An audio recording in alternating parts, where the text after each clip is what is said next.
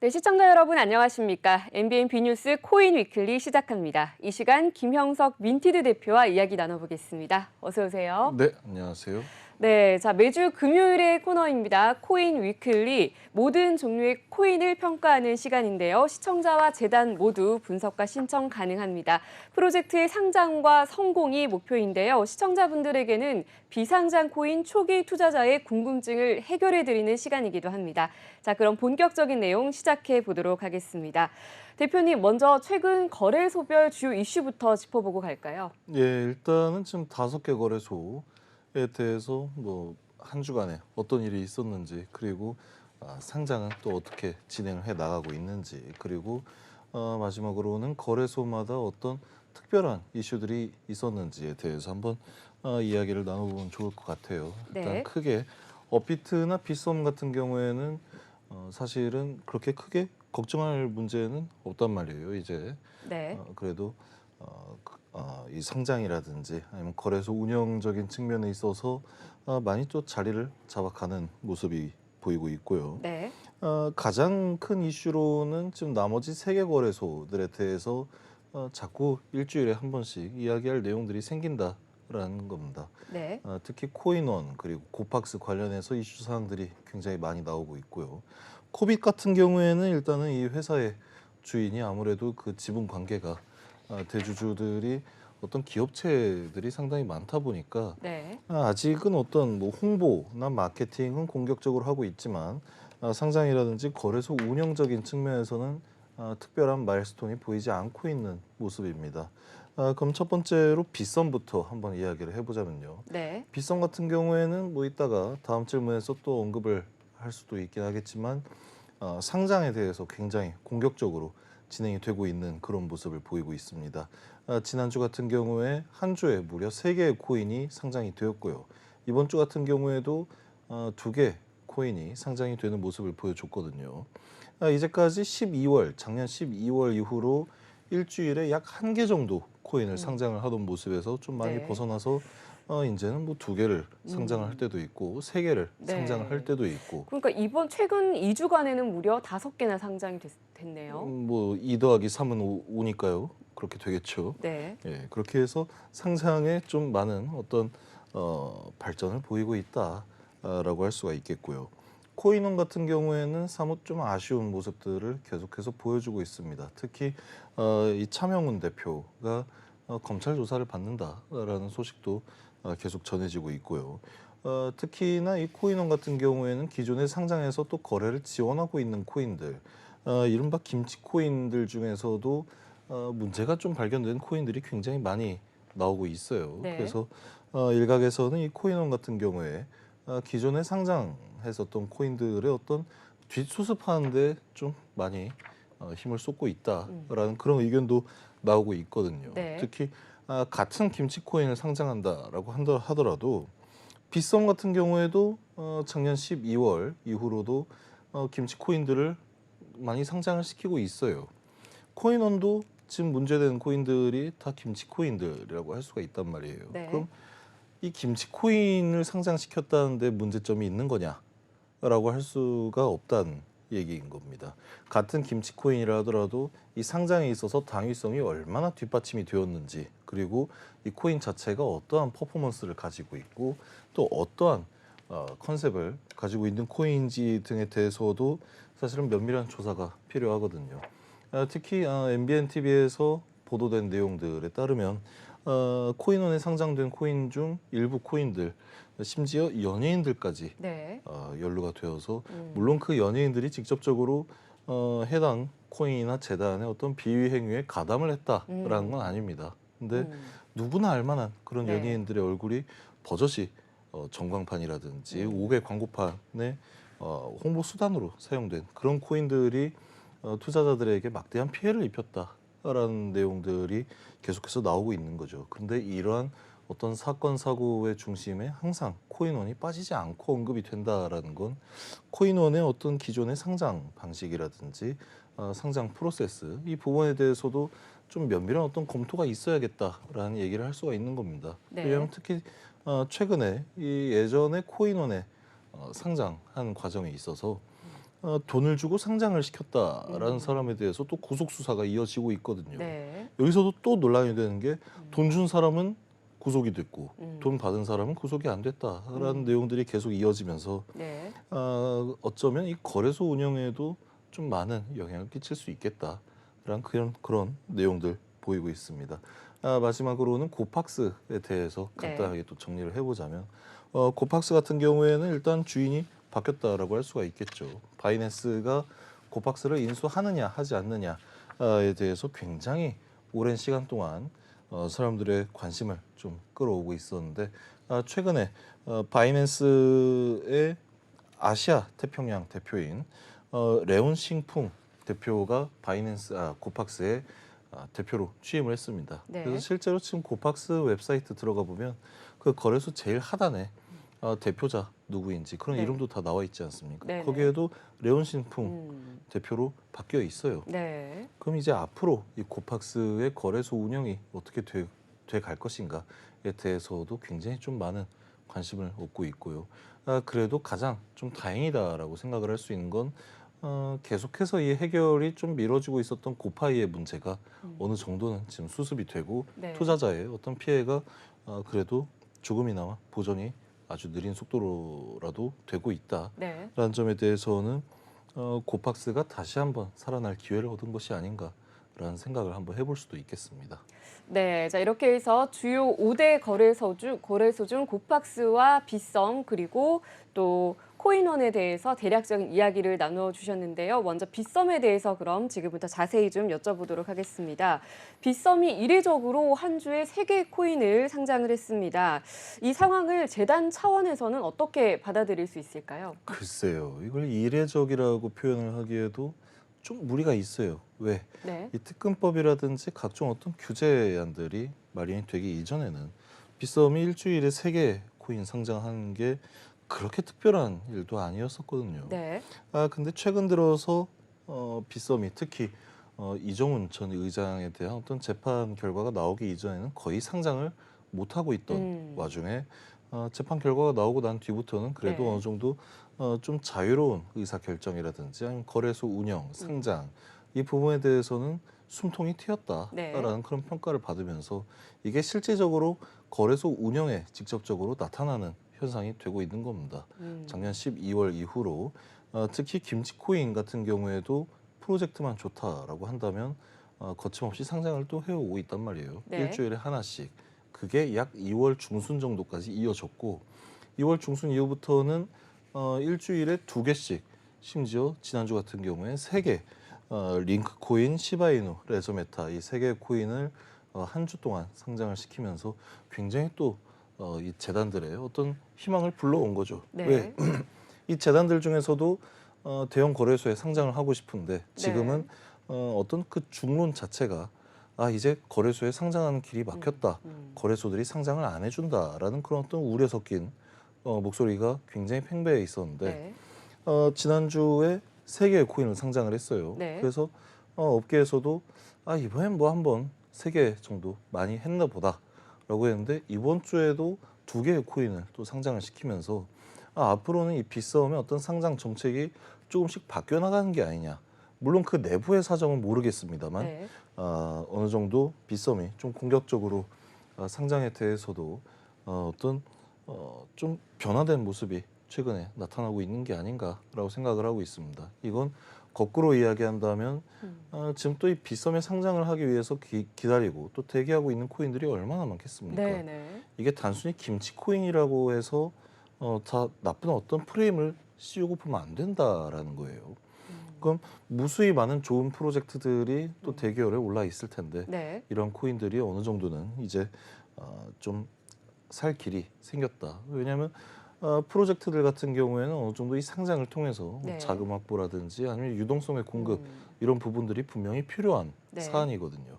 그럼 여기에는 단순히 이 프로젝트에 관련된 재단 관계자들뿐만이 아니라 이 프로젝트에 어떤 뭐 사전에 투자를 했던 사람이라든지 아니면 이 플랫폼 프로젝트가 운영을 하고 있는 플랫폼과 연관되어 있는 수많은 기업들 이 기업들이 일을 해야 되는데 일을 못하는 상황이었단 말이에요. 근데 이제는 어느 정도 그 부분에 대해서 좀 변화된 모습을 나타낼 수가 있겠다라는 그런 기대감 아주 크게 가지고 있습니다. 네, 그렇다면 추후에도 빗썸에서 좀 신규 상장이 활발하게 이루어질 것으로 보고 계신가요? 개인적으로는 그렇게 보고 있고요. 네. 궁극적으로는 지금 이 5개 거래소 원화마켓이 네. 허용이 된 거래소가 5개밖에 없지 않습니까? 네. 그런 이 5개 거래소가 국내 프로젝트의 어떤 뭐 육성이라든지 상장, 거래 지원 이 부분에 대해서 충분히 뒷받침해 줄 수 있는 환경이 마련이 되어야 된다라고 생각을 하고 있는 겁니다. 네. 왜냐하면 앞으로 계속 상장은 늘어날 수도 있겠죠. 근데 반대로 생각하면 또 앞으로 어떤 규제라든지 어떤 법적인 제도가 마련됨에 따라서 이게 또 예전의 모습으로 돌아갈 수도 있는 문제이거든요. 근데 막상 우리 특근법 그리고 디지털 자산 기본법 뿐만 아니라 각종 규제들 도입하면서 국내에 있던 어떤 그 프로젝트 운영하는 기업이나 재단, 회사, 법인들이 프로젝트 운영을 안 했습니까? 아니에요. 했거든요. 네. 어떻게 했습니까? 예전엔 싱가포르로 법인을 돌려서 네. 운영을 하다가 또 최근에는 뭐 두바이로 가서 운영을 한다라든지 그렇게 해외로 자꾸 이 기술이라든지 아니면 자금, 자본들이 빠져나가고 있다라는 겁니다. 네. 그럼 이것 또한 어마어마한 무시할 수 없는 양의 국부 유출이라고 할 수가 있는 거거든요. 그렇죠. 그렇다고 해서 이 투자자들이 해외에 만들어지는 어떤 프로젝트들에 투자를 안 하냐? 그것도 아니에요. 바이낸스 얼마나 편하게 이용을 하고 있습니까? 트래블 룰이 있기 때문에 네. 국내 거래소에서도 해외 거래소에 뭐 코인을 보내거나 투자를 하거나 이런 부분들이 굉장히 자유롭게 이루어지고 있지 않습니까? 심지어 우리나라에서 코인을 보내서 해외로 나간 다음에 여기에서 또 네. 기타 다른 거래소들로 보내는 건 네. 굉장히 쉽단 말이에요. 그러면 차라리 이 정권 차원에서도 이 국내 어떤 프로젝트의 육성을 좀 보장하고 지원하고 환경을 만들어주는 게 타당한 역할이지 않을까라는 그런 생각까지도 이어질 수가 있다라는 겁니다. 네. 자, 이렇게 해서 빗썸이 한 주에 3가지 코인을 연이어 상장을 했고 재단 차원에서도 이를 추후에 또 다른 신규 상장을 위해서 굉장히 기대를 하는 모습인 것 같습니다. 자, 빗썸 상황은 이런데 그렇다면 나머지 거래소들은 상장이 어떤지 현황 궁금한데요. 코인원과 코빗 그리고 고팍스의 현재 상황 어떤가요? 일단은 지금 코인원, 코빌 그리고 고팍스 같은 경우에는 거의 상장을 못 시키고 있는 그런 상황이죠. 어디까지나 지금 이 방송을 보고 계시는 네. 분들이 재단 관계자분들도 상당히 많을 거다라고 생각을 하고 있기 네. 때문에 하는 이야기이지만 코인원과 코빗, 고팍스 같은 경우에는 상장을 거의 안 시키고 있어요. 그리고 정말 어쩌다가 한 번씩 코빗 같은 경우에도 제일 상장을 안 시킨다. 라고 평가를 받으면서도 한 달에 1개 정도는 상장을 시키고 있거든요. 근데 이 코인원, 코빗 그리고 고팍스가 상장을 했다 치더라도 이게 유의미한 결과로 이어지지가 않고 있다라는 겁니다. 거래소 입장에서는 그래도 상장을 하고 싶죠. 네. 그리고 재단 입장에서도 자기들의 프로젝트를 상장을 하고 싶겠죠. 네. 근데 상장을 했다 한들 네. 거래량이 뒷받침이 되지 않기 때문에 업비트나 빗썸이 아니고서야 네. 다른 거래소에 상장하는 게 어떤 유의미한 퍼포먼스를 보여주지 못한다. 왜냐하면 애초에 그 거래소 자체에 공급되는 유동성이 별로 없기 때문입니다. 네. 차라리 그 부분을 이해를 하고 뭐 상장을 좀 주저하고 있다라고 생각을 한다면 그게 더 맞을 수도 있어요. 네. 하지만 지금 고팍스 같은 경우에는 실질적으로 이 고파의 문제 해결하기 전까지는 그리고 바이낸스의 어떤 운영 주체가 변경하는 이런 사안들이 정리가 되지 않고서는 상장을 하기가 좀 어려운 상황이다. 그리고 코빗 같은 경우에도 거래소 자체적으로 내부에서 결정해서 상장하기에는 아마 좀 많은 제약들이 붙어 있을 것이다. 왜냐하면 이 대기업들이 지분을 가지고 있는 문제라든지 네. 이런 것도 있거든요. 코인원 같은 경우에는 제일 좀 안타까운 케이스이긴 하지만 지금 어떤 뭐 상장을 할 수 있는 그런 여유가 없다라고 판단하고 있어요. 네. 물론 뭐 기술력이라든지 인프라 그리고 어떤 실력 우수하겠죠. 그래도 탑3 거래소인데요. 하지만 지금 어떤 뭐 검찰 조사라든지 언론에 계속 보도되고 있는 각종 사건, 사고 네. 이런 부분들 때문에 지금 상장을 하기에는 다소 무리가 있다라는 그런 판단을 좀 할 수가 있게 되는 겁니다. 예, 자, 빗썸과 달리 코인원과 코빗 그리고 고팍스와 같은 경우에는 아무래도 거래량이 좀 부담이 되다 보니까 신규 상장이 부진한 그런 모습인 것 같습니다. 네. 자, 계속해서 코인원 이야기 좀 나눠보겠습니다. 코인원에 상장된 코인들 아까 말씀하셨지만 김치 코인이 많다라고 말씀해 주셨는데 예. 최근 코인원이 또 주목받게 된 이유가 있었죠. 그렇죠. 어떤 내용인가요? 계속해서 이 코인원이 언론에 어떤 뭐 기사라든지 뉴스에 계속 오르내리고 있는 상황인데 네, 최근에 또 위믹스를 단독적으로 상장시켰지 않습니까? 네, 그렇습니다. 그때 이후로 더 많은 사람들과 더 많은 어떤 당국 관계자들과 또 업계 사람들이 코인원에 이목이 집중되었다라는 거예요. 네. 근데 그 와중에 계속해서 어떤 사건 사고들이 발생을 하고 있다. 특히 셀럽 큐 코인 같은 경우에도 네. 연예인까지 동원해서 어떻게 홍보를 진행을 했는데 투자자의 피해가 발생하는 일을 재단이 주도적으로 했다라는 그런 어떤 의혹도 지금 계속해서 제기가 되고 있는 상황이고요. 네. 특히 위믹스 상장하기 직전에 전날에 차명훈 대표가 검찰 조사를 또 받았었다라고 하고 있죠. 네. 지금 차명훈 대표도 굉장히 좀 정신없는 나날들을 보내고 있는 것으로 예. 알고 있는데 뭐 거래소의 대표가 정신이 없는 건 좋은 일일 수도 있겠지만 사실 좋은 일로 지금 정신이 없는 게 아니란 말이에요. 거래소 운영과도 좀 직결될 수 있는 그런 네. 문제들이기 때문에 아무래도 좀 거래소 내부적으로도 여유가 없을 것이다. 심적으로도 그런 생각을 할 수가 있고요. 가장 큰 이슈가 이번에 터졌죠. 예전에 이 청담동의 주식 부자, 이른바 아싸 이희진이라고 불렸던 네. 이 사람과 이희진의 동생, 이 형제가 지금 코인원과 어떤 연관이 되어 있다, 연루되어 네. 있다라는 혐의로 또 조사를 받고 있어요. 네. 그렇기 때문에 사람들 입장에서는 코인원이 그렇게 좀 믿을 수 있는 거래소인가라는 생각을 자연스럽게 할 수밖에 없는 것 네. 같습니다. 특히나 이제까지 상장된 코인들이 좀 문제가 많았다라는 게 밝혀지고 이 부분에 대해서도 MBN TV가 수차례 보도를 했지만 네. 개선된 사항이 거의 없었거든요. 왜냐하면 거래량이 없는 문제, 굉장히 심각한 문제입니다. 처음에 위믹스 퇴출시킬 때에도 코인원이 앞장서서 뭐라고 얘기했습니까? 유통량을 들어서 상장 폐지됨이 마땅하다라고 네. 얘기를 했지 않습니까? 네네. 근데 이 코인이라는 게 거래소에서 상장 폐지되는 데 있어서 마땅한 이유들이 굉장히 많습니다. 거래량도 그렇고요. 어떤 가격의 급격한 하락 혹은 유통량도 그 중에 하나가 될 수가 있겠죠. 근데 이 거래량이라는 것 자체가 투자자 보호를 위해서는 굉장히 또 중요한 이슈란 말이에요. 네. 근데 코인원 같은 경우에는 언뜻 봐도 네.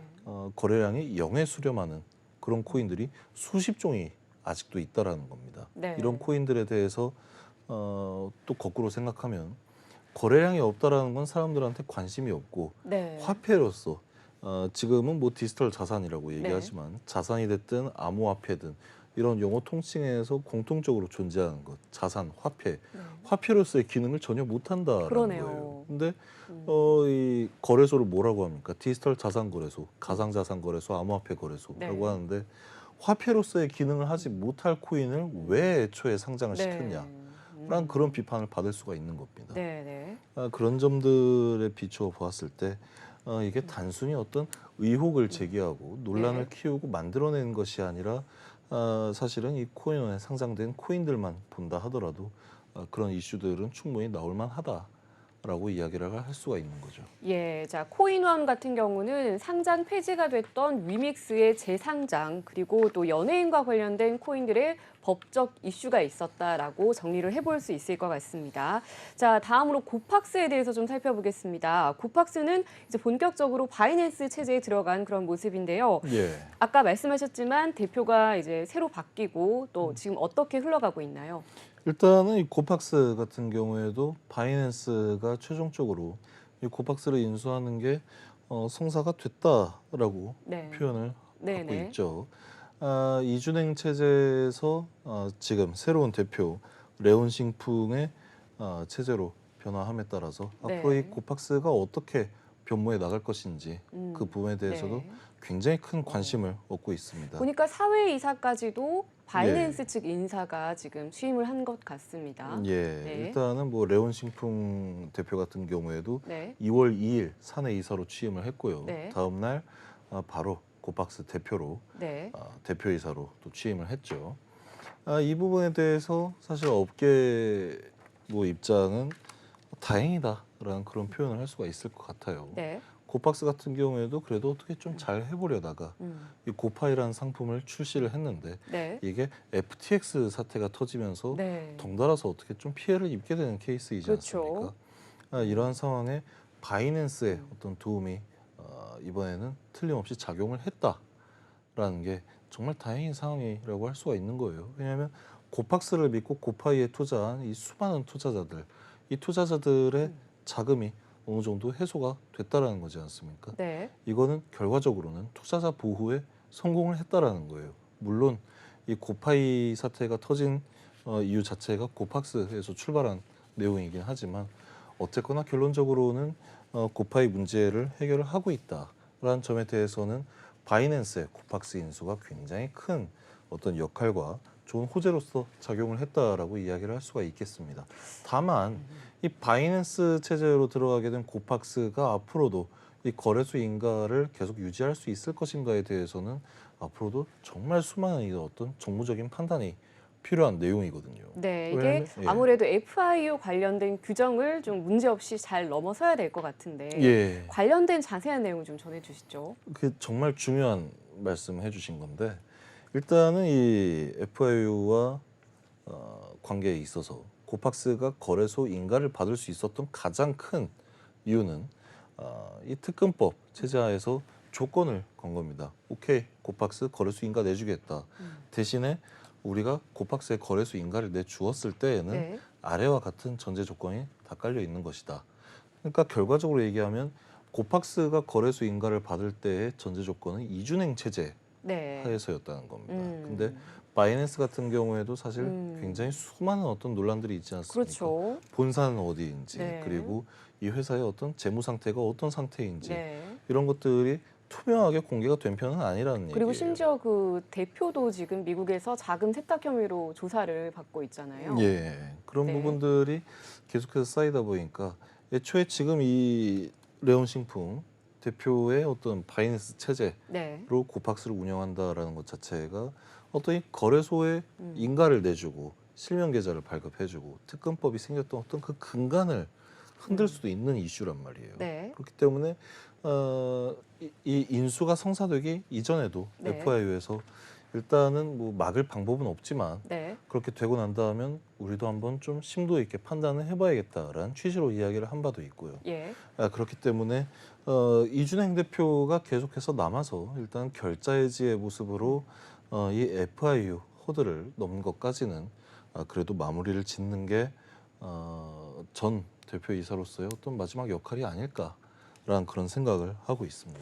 FIU 접수가 이번 달 중순 중으로 이뤄질 것이라고 하고 또 예. 접수 후 45일이 지나야지 이게 수리가 완료가 된다고 하니까 예. 시점으로 따져보면 한 4월 말 정도는 돼야지 정말 완벽하게 인수가 이루어질지 여부가 결정이 되지 않을까 예. 싶습니다. 네. 그리고 또 이렇게 해외 최대 거래소잖아요, 바이낸스가. 우리나라에 사실상 어떻게 보면 진출하는 그런 계기가 되고 있기 때문에 국내 금융당국에서도 이걸 좀 예의주시해서 지켜보는 것 같습니다. 예. 그리고 지난달부터 우리 금융당국에서 스테이킹 현황 점검에도 나섰다고 합니다. 아무래도 미국 SEC에서 크라켄 스테이킹 서비스를 증권으로 판단한 그런 영향을 좀 받지 않았나 싶습니다. 닥사 회원 거래소와 또 상장에 미칠 영향 어떻게 보고 계신가요? 일단 이 코인 관련한 어떤 각종 규제라든지 네. 법안을 만드는 데 있어서도 어쩔 수 없이 미국을 따라가는 그런 사례들이 굉장히 많아요. 분위기도 그렇고 네. 우리나라에서는 쉽게 어떻게 접근을 하지 못하거나 아니면 명확한 어떤 기준을 만드는데 무리가 있을 때에는 해외 글로벌 사례를 찾아보는 경우도 굉장히 많거든요. 네. 이 중에 하나가 이번에 이 STO라든지 아니면 스테이킹 등에 대해서 미국이 어떻게 접근을 하느냐, 네. 미국의 증권위원회 SEC가 이 부분에 대해서 어떻게 해결을 하고자 하느냐라는 부분을 최대한 좀 많이 검토를 할 가능성이 높아졌죠. 특히 금감원이 국내 코인 거래소의 어떤 스테이킹 현황에 점검을 들어갔다라는 것은 이 부분에 대해서 굉장히 심각하게 받아들이고 있다라는 네. 겁니다.